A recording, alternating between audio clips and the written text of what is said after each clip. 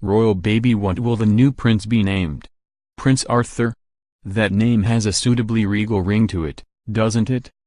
Royal watchers tore up their list of girls' names Monday morning after Duchess Kate gave birth to a boy Monday. But with the new prince's name still a mystery, that allows time for a bit more speculation. Judging from their recent choices, Prince George Alexander Louis, 4, and Princess Charlotte Elizabeth Diana, 2+ royal traditions, it makes sense that the top names for a prince include Arthur, James, Frederick, Thomas or Alfred.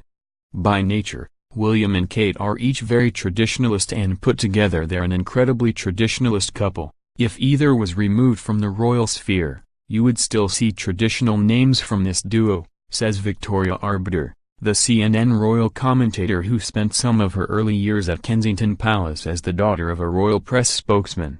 Still, it's a good thing royal babies typically carry multiple names, typically 3 for this generation. Otherwise, the dilemma of what to name the new prince or princess would be a royal hassle of balancing tradition, family obligations and personal taste.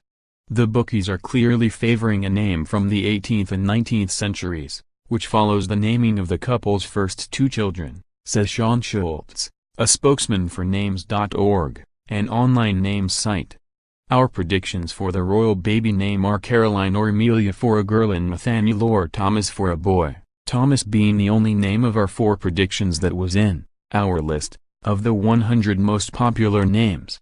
Meanwhile, the Duke and Duchess of Cambridge might be taking advice from Granny Queen Elizabeth II and perusing the royal family tree, which is ancient and laden with suitable royal names. It's a staggering number of names to choose from. Queen Victoria had 9 children. And some have stronger connotations than others, Arbiter says.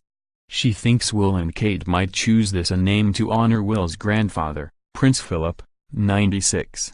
Will and Kate have been keen to pay tribute to both sides of the family, she explains, adding that the couple could have more leeway with the name for their 3rd child, who will be 5th in line to the throne and thus unlikely to become the sovereign. A few that are unlikely to be chosen, while Michael is the name of Kate's father, it's also the name of one of the Queen's cousins.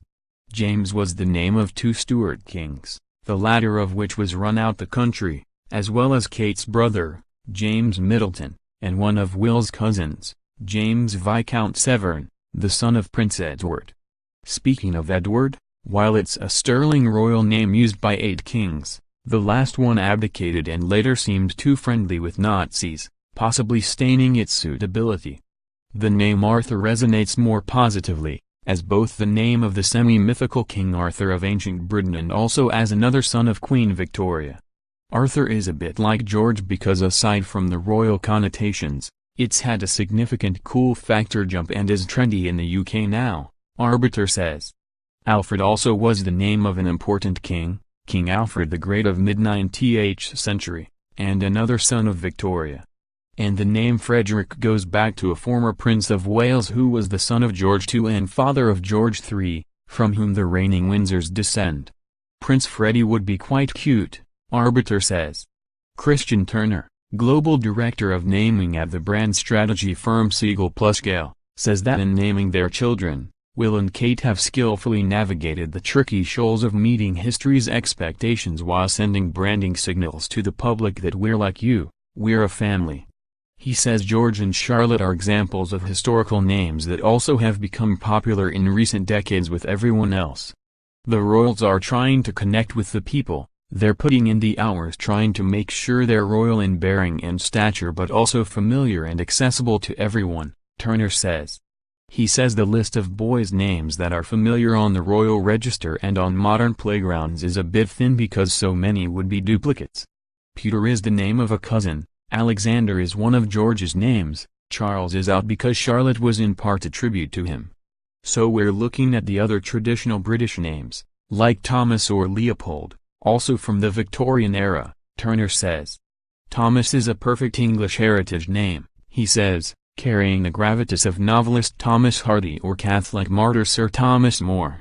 It's also friendly and short, as in Prince Tom or Prince Tommy. But William and Kate don't strike me as the sort who'd be prepared to go for a Leopold.